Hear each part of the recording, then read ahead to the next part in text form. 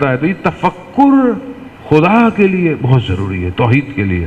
ہم سب مسلمان پیدا ہو گئے، ہمیں پتہ ہے اللہ ایک ہے، بس ایک ہے، کیسے ہے؟ دو کیوں نہیں ہو سکتے؟ دو ہو جائے تو کیا ہوگا؟ رازق ہے تو کیسا ہے؟ خالق ہے تو کیسا ہے؟ وہ غضب کرتا ہے تو کیسا ہے؟ رحمان ہے تو کیسا ہے؟ وہ بہرحال ایک حد اقل مسلمانوں کو ایک کتاب تو توحید پہ پڑھنی چاہیے، ایک کتاب تو پڑھیں توحید پہ۔ البتہ یہ ہماری ساری مجلسیں توحید کا درس ہے، البتہ یہ بھی سب توحید ہی کا درس ہے۔ وہ لا الہ الا اللہ توحید، اور کربلا توحید ہے۔ سید الشہداء نے سب کچھ لا الہ الا اللہ کی خاطر کیا ہے، اور کچھ بھی نہیں ہے کربلا میں، جو بعض اوقات مسلمانوں کی سمجھ میں نہیں آتا کہ کربلا لا الہ الا اللہ ہے، کچھ نہیں ہے۔ اور پہلا تفکر عزیزان، دوسرا تفکر موت، معاد، مرنے کے بعد میں، قیامت میں۔ یہ بہت ضروری ہے کہ انسان موت کو یاد کرے، تفکر، فکر کرے انسان۔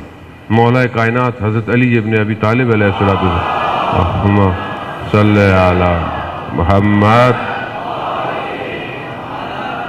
امام جو ہے وہ ہر نماز سے پہلے جو ہے وہ موت کی طرف لوگوں کو دعوت، فکر کرو، تفکر کرو۔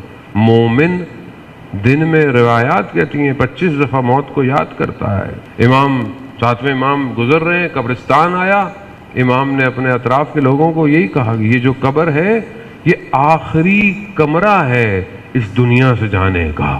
تو سمجھ لیں کہ وہ ایگزٹ گیٹ ہے، اس دنیا سے جانے کا ایگزٹ گیٹ بھی تو ہونا چاہیے۔ کہیں قبر ہے تمہاری، یہ آخری کمرہ ہے، جو ویٹنگ روم ہوتا ہے نا، بس اس کے بعد اب کیا ہے؟ یہ ویٹنگ روم ہے، آگے آفس ہے، ڈاکٹر ہے، ایئرپورٹ ہے، لانچ میں بیٹھے ہوئے ہیں، آگے فلائٹ ہے۔ قبر کیا ہے؟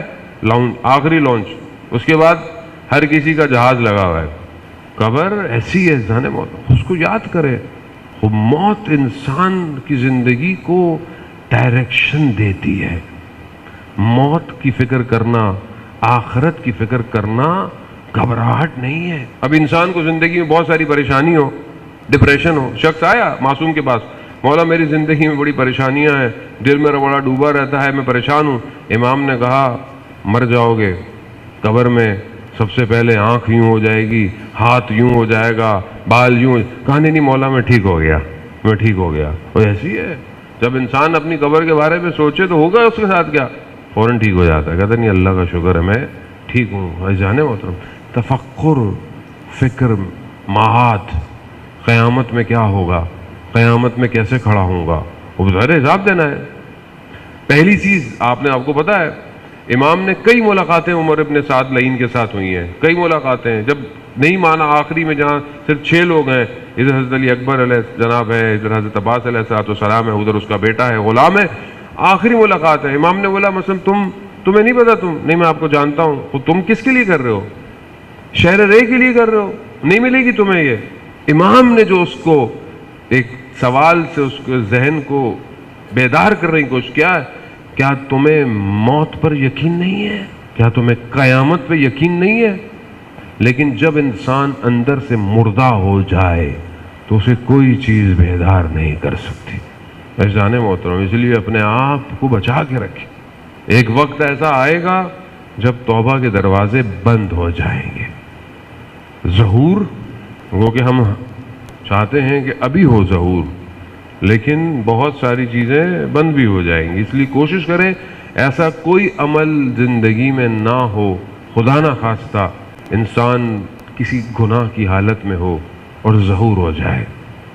کیسے جائیں گے آپ؟ کس طریقے سے جائیں گے؟ وہ تو خود شرمندگی ہے یہ کہ یہاں امام کی آواز آ رہی ہے اور میں خدا نہ خواستہ دنیا میں مصروف ہوں، میں اپنی تنہائی میں گناہ کر رہا ہوں، نعوذ باللہ۔ میں جانے ہوتا ہوں، اس لیے معاد دوسری چیز۔ تیسری چیز، انسان کو تاریخ میں تفکر، گزشتہ میں، نہج و بلاغہ میں خطبے بھرے پڑے ہیں۔ امام فرماتے ہیں اپنے گزشتگان سے عبرت حاصل کرو۔ جو بھی امام نے ایک لیٹر جو ہے وہ لکھا ہے اپنے ایک گورنر کو، اس میں امام نے لکھا ہے کہ تم جو کچھ تاریخ میں ہوا ہے وہ پھر ہونے والا ہے، اس لیے اپنے گزشتگان سے عبرت حاصل کرو۔ عزیزان محترم، خوب عبرت انسان کی ضروری ہے انسان قرآن کے اندر عبرت حاصل کرے. پہلے قومیں کیا تھیں، کیا ہو گئیں، کس نے کیا کیا، کس طرح ہو گیا، کس نے کتنا خدا پہ توکل کیا، کس مقام پہ پہنچ گیا. اب یہ بہت ضروری ہے آئندہ آنے کی خبریں. چوتھی چیز قرآن پر تفکر کرنا. بس میں تیزی سے آپ کو یہ چیزیں گنوا رہا ہوں تاکہ بہرحال یہ ذہن جو ہے وہ ان چیزوں کوئی پریکٹیکل چیزیں ہیں. یہ کوئی ایسی چیزیں نہیں کہ آپ بولیں کہ میں نہیں کر سکتا. قرآن پر تدبر. قرآن خود کہہ رہا ہے فلا تدبرون، کیا تم تفکر نہیں کرتے، تدبر نہیں کرتے. ایک عالم دین کہہ رہے تھے کہ میں انڈیا میں ٹرین پہ جا رہا تھا تو ساتھ ایک شخص بیٹھا قرآن کی تلاوت کر رہا ہے. تو میں نے بولا بھائی اچھی بات ہے، قرآن ثواب ہے، تھوڑا گفتگو کر لیتے ہیں قرآن پر. کہا میں ہندو تھا، وہ شخص کہتا ہے میں نیا اس کتاب سے انٹروڈیوس ہوا ہوں اس لیے میں پڑھ رہا ہوں. تو کہا کیسے ہوئے؟ کہا ایک آیت کی وجہ سے. ایک آیت کی وجہ سے. جو میں یہ آیت آپ کو چاہ رہا تھا کہ میں آپ کو سناؤں اور اس کے ساتھ آگے پیچھے کی صلوات بھیجتے محمد والے محمد.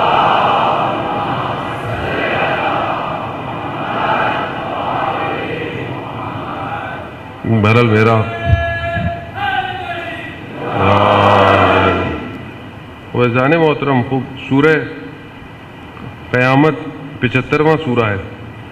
وہ پروردگار اس کی پہلی آیت میں کہتا ہے کہ بسم اللہ الرحمن الرحیم لا اقسم بیوم القیامہ. ہم روز قیامت کی خدا جو ہے وہ قسم کھا رہا ہے. پھر کہتا ہے اور نفس لوامہ کی کہ سب لوگ کھڑے کیے جائیں گے. تیسری آیت ایا سب الانسان الن نجمع عظامہ. کیا انسان یہ خیال کرتا ہے کہ ہم اس کو بکھری ہوئی ہڈیاں اکٹھی نہیں کر پائیں گے؟ انسان سوچتا ہے. چوتھی آیت وہ ہندو کہتا ہے کہ یہ میں نے سنی، اس ایک آیت نے مجھے مسلمان کر دیا. تفکر کیا اس میں. آیت کیا ہے؟ بلا قادرین علی ان نسوی بنانہ. ضرور، اور ہم اس بات پر، خدا کہہ رہا ہے کہ ہم اس بات پر قدرت رکھتے ہیں، قادر ہیں کہ اس کے فنگر پرنٹس کو قیامت میں دوبارہ صحیح کریں گے. وہ ہندو کہتا ہے کہ آج سے 1400 سال پہلے یہ علم کہاں سے آیا کہ ہر انسان کے فنگر پرنٹس الگ ہیں. پریشان ہو گیا. 1400 سال. کہا اگر پہلی بات تو نبی نے کسی سے سیکھا نہیں. کسی سے سیکھا ہو؟ کہا نہیں، نبی نے کسی سے سیکھا نہیں. اور نبی نے جہاں سے علم لیا یہ کون سا علم ہے کہ جو 1400 سال پہلے کہہ رہا ہے کہ سب کے فنگر پرنٹس اکٹھے کیے جائیں گے. اذان محترم ایک آیت پہ تفکر کر، وہ قرآن پہ تفکر کرے انسان. قرآن جو ہے وہ فطرت کے ذریعے سے دعوت دے رہا ہے. فطرت ہے، ہر چیز فطرت پر کرنا. عقل کے ذریعے سے دعوت دے رہا ہے. قرآن احساسات کے ذریعے سے دعوت. سنوریہم آیات. اللہ کیا کہتا ہے؟ گھومو پھرو، دیکھو میری نشانیوں کو دیکھو. خوب یہ تفکر ہے، فکر ہے. حادثات، واقعات، خوب یہ حوادث انسان کو فکر کی طرف دعوت دیتے ہیں. خوب خدا پر، خدا کی طرف تفکر. پھر اس کے بعد جو ہے وہ انسان جو ہے وہ چیزوں کی طرف تفکر کرے. پھر انسان بہرحال قرآن، تاریخ، وہ انسان جو ہے وہ اس تفکرات کو آگے لے کے جائے. اگلا تفکر نعمتوں پر تفکر کرنا ہے. خدا کہتا ہے کہ ہم نے تمہیں نعمتیں دی ہیں مگر تم اس کا شکر نہیں کرو گے. خوب نعمتیں ہیں. اور آخری تفکر علماء بیان کرتے ہیں کہ انسان جو ہے وہ اپنی عاقبت پر تفکر کرے کہ جو میں کر رہا ہوں اس کا نتیجہ کیا نکلنا ہے. عزیزان محترم خوب انسان جو ہے وہ کمزور ہے، ضعیف ہے. انسان بہت ساری باتیں جانتا ہے مگر جب پریکٹیکل کام کرنے لگتا ہے تو کمزور ہو جاتا ہے. مجلس یا عزاداری، خدا کا شکر کریں. یہ سب سے بڑی نعمت ہے کہ جس کا شکر بھی کرنا چاہیے اور فکر بھی کرنا چاہیے کہ ہم اس کے ذریعے سے کیا حاصل کریں. عزیزان محترم جب انسان وادی امام کی طرف پڑھتا ہے تو پھر وہ حالت ذکر میں آ جاتا ہے۔ ذکر صرف زبان سے نہیں ہے، ذکر پورا وجود کرتا ہے انسان کا۔ وہ بالکل ایسی ہے جیسے آج کل کے دور میں آپ کسی ایسی اسپیس میں، آج کل ایسی جگہیں بنی ہوئی ہیں جس میں انسان جاتا ہے تو گریوٹی لیس ہو جاتا ہے۔ گریوٹی لیس ہونے کے لیے انسان، گریوٹی نہیں ہوتا، انسان کیا ہے، ہوا میں معلق ہو جاتا ہے، یعنی پورا ایک ویکیوم کریٹ ہوتا ہے، انسان اس کے اندر آ جائے تو انسان گریوٹی لیس ہو جاتا ہے۔ خوب جب انسان وادی امام میں آتا ہے تو پھر ہاتھ میں تسبیح کی ضرورت نہیں، کاؤنٹر کی ضرورت نہیں، قبلے کی طرف رخ کی ضرورت نہیں۔ ہاں نماز تو پڑھنی ہے قبلے کی طرف، لیکن ہر وقت ذکر کی حالت میں رہتا ہے۔ اس کے اعضاء، اس کے وجود ذکر کرتے ہیں۔ یسبح للہ ما فی السماوات و ما فی الارض، زمین اور آسمان تسبیح کر رہے ہیں۔ وہ یہ تسبیح مجھے کیوں نہیں سنائی دیتی؟ میں کیوں نہیں اس تسبیح کو سنتا؟ مجھے کیوں نہیں آواز آتی کہ پتا بھی کہتا ہے لا الہ الا اللہ، پتھر بھی کہہ رہا ہے سبوح قدوس؟ مجھے کیوں نہیں آتی؟ کیونکہ میں دنیا کے شور میں پھنسا ہوا، میں نے اپنے آپ کو خود غفلت میں رکھا ہوا ہے۔ خوب حالت ذکر میں آئیے، مجلس حالت ذکر ہے۔ جب آپ ذکر میں آئیں گے تو اپنے آپ کو اپنے امام کے سامنے پائیں۔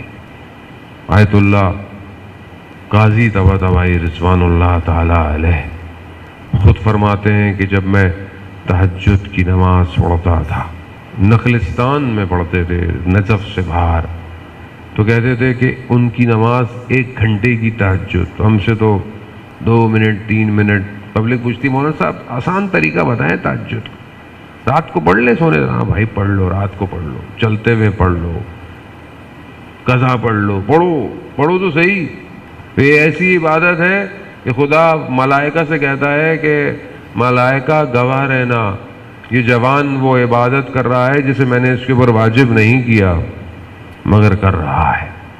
آیت اللہ بہجر، آیت اللہ غازی طباطبائی کے شاگرد ہیں، وہ قنوت میں جو ہے وہ تہجد کی وتر میں دعائے جوشن کبیر پڑھ رہے ہیں۔ ہم سے تو نہیں پڑھی جاتی ہے، مولانا پڑھتے ہیں، ہم دھاگے پھکواتے ہیں ان سے۔ وہاں ایک شخص اکیلا، وہ کہتے ہیں میں جب پڑھتا تھا تو دنیا کے رابطے منقطع ہو جاتے تھے اور صرف ایک ہی کنیکشن آن ہو جاتا تھا، اور جتنے ذکر عرش پہ ہوتے تھے مجھے آواز آتی تھی۔ خوب انسان اس وادی میں جائے، کب جائیں گے؟ مرنے کے بعد بھی کچھ سنا تو کیا سنا، مرنے سے پہلے سنا۔ یہ لذت شوق، یہ عبادت زندہ دیکھنے میں ہے۔ اللہم ارن الطلعۃ الرشیدہ والغرۃ الحمیدہ، میں اپنی ان گناہگار آنکھوں سے دیکھنا چاہتا ہوں مولا، میں اپنی حیات میں آپ کو دیکھنا چاہتا ہوں۔ اصل ذکر امام ہے، امام۔ جو امام تک پہنچ گیا وہ حالت ذکر میں ہے، اور جو حالت ذکر میں ہے اسے، اس کی گردن کٹتی رہے، اس کے بدن کے ٹکڑے ہوتے رہے، اسے احساس نہیں ہوتا، کیونکہ جتنے ٹکڑے بکھرتے جائیں گے ذکر بڑھتا چلا جائے گا حالت ذکر میں۔ اب یہ قرآن کی آیت الا بذکر اللہ تطمئن القلوب، آگاہ ہو جاؤ، اللہ کا ذکر دلوں کو اطمینان دیتا ہے۔ چھٹے امام سے جب پوچھا گیا مولا یہ کون سا ذکر ہے، امام کیا فرماتے ہیں؟ نحنو ذکر اللہ، ہم اللہ کا ذکر ہے۔ خوب اپنے وقت کے امام تک پہنچیں تاکہ ہم بھی حالت ذکر میں، اور جو حالت ذکر میں آتا ہے عزیزان محترم، وہ آیات الہی کو دیکھتا ہے، اسے اللہ کی نشانیاں نظر آتی۔ خوب اللہ کی نشانیاں جسے نظر آئیں وہ گناہ نہیں کرتا، وہ اپنے کام کے عاقبت کو دیکھ لیتا ہے۔ آپ جوان ہیں، اپنی فکروں کو پاک رکھیں، اپنی سوچوں کو پاک رکھیں، وقت کے امام کو آپ کے سافٹ ویئر کی ضرورت ہے۔ آج بھی امام منتظر ہے، انتظار کر رہا، اور بغیر امام کے وجود کی برکت کے ہم امام کا ذکر نہیں کر سکتے۔ اگر آج ہم امام کو یاد کرتے ہیں تو امام خود چاہتے ہیں کہ ہم امام کا ذکر کریں۔ اگر امام زمانہ کو یاد کر کر آپ کی آنکھوں میں آنسو آتا ہے تو آپ سے خوش قسمت کوئی نہیں ہے۔ سید الشہداء پر گریہ کرنا کمال ہے، ایک قطرہ قیامت جہنم کی آگ، لیکن اپنے زمانے کے امام کے لیے رونا بڑا مشکل ہے۔ زان محترم، متا ترانا و ناراقا، مولا ہم کب آپ کو دیکھیں گے؟ ہو اپنے امام کو یاد کریں، اپنے امام کی طرف بڑھیں۔ زان محترم، عالم دین بیان کرتے ہیں کہ میں بہت پریشان تھا، بڑی مشکل میں تھا، اور مجھے احساس ہوا کہ میں اتنی مشکل میں ہوں، امام مجھ پر توجہ ہی نہیں کر رہے۔ اسی پریشانی میں اپنے گھر کے صحن میں ٹہل رہے تھے، اچانک سے دیکھا کہ امام برابر میں ٹہل رہے ہیں۔ امام نے فرمایا، فلانی مقام پر اگر ہم تمہاری مدد نہ کرتے تو تم ہلاک ہو جاتے، فلانے مقام پر اگر ہم تمہارے ساتھ نہ ہوتے تو تم مر جاتے۔ وہ ایک ایک کر کے یاد کرایا، ان کو شرمندگی ہوئی۔ امام اپنے چاہنے والے کو تنہا نہیں چھوڑتے۔ آپ اپنے لبوں کو ہلائیں، آپ کی آواز امام تک پہنچ جاتی ہے۔ عزیزان محترم،